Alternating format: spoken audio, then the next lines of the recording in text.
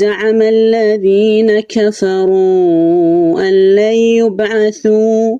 قل بلى وربي لتبعثن ثم لتنبؤن بما عملتم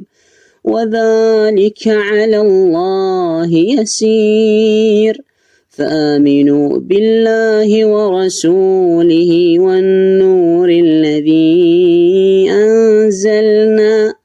والله بما تعملون خبير يوم يجمعكم ليوم الجمع ذلك يوم التغابن